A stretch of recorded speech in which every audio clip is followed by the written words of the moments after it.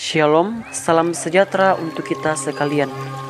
Perkenalkan, nama saya Jay Patandung, NIRIM 2020207410, kelas A Teologi, mata kuliah Ilmu Alamiah Dasar, dosen pengampu Reski Hasarudin MSI.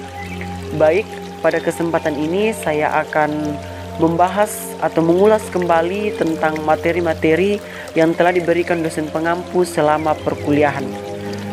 Nah, di sini ada 4 materi dan 1 pertanyaan pribadi.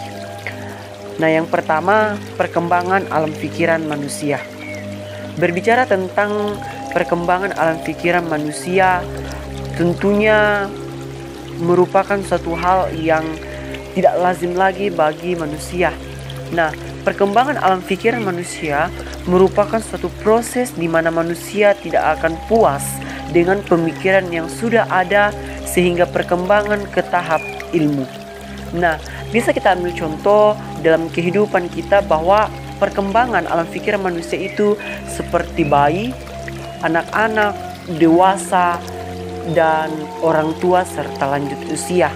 Itulah yang merupakan perkembangan alam pikiran manusia, di mana pada mulanya yang merupakan anak-anak yang berpikir labil ketika beranjak ke dewasa akan merupakan pemikiran atau mengubah pemikirannya yang jauh. Nah, kemudian materi yang kedua yaitu bumi dan alam semesta. Tentu kita tahu semua tentang bumi dan alam semesta. Nah, bumi merupakan tempat tinggal manusia. Nah, bumi ada beberapa teori yang mengatakan bahwa bumi ini bentuknya lancip. Ada juga mengatakan bahwa bumi itu bulat. Nah, kemudian bumi ini memiliki struktur.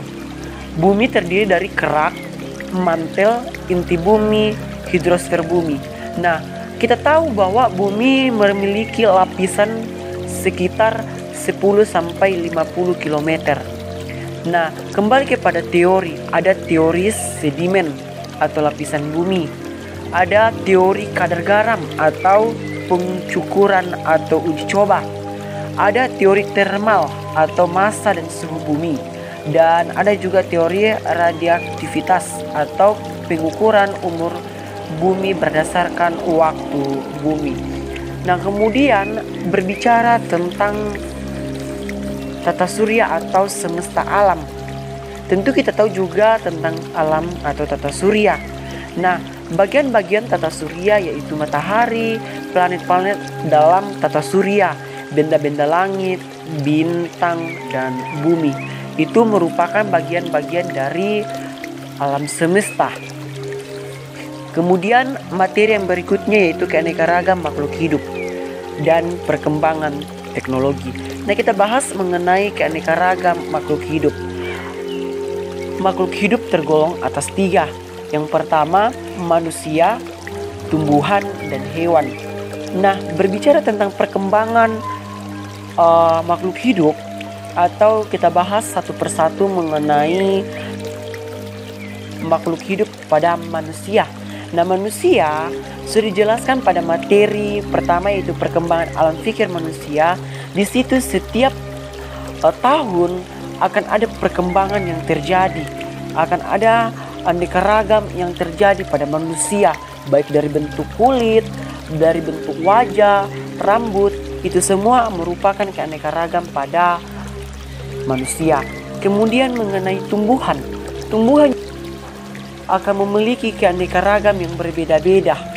Nah, kembali juga pada hewan. Begitu pula dengan hewan memiliki keanekaragam yang berbeda-beda. Kemudian yang keempat yaitu perkembangan teknologi. Perkembangan teknologi sangat terjadi pesat, di mana pada awalnya hanya menggunakan telepon yang genggam, yang tidak dapat dibawa-bawa dan hanya menggunakan 1 kartu. Kemudian karena perkembangan zaman hingga pada saat ini, perkembangan itu pun atau perkembangan handphone menjadi handphone modern yang hanya menggunakan atau bahasa sekarang digunakan itu layar sentuh. Begitu juga dengan perkembangan transportasi.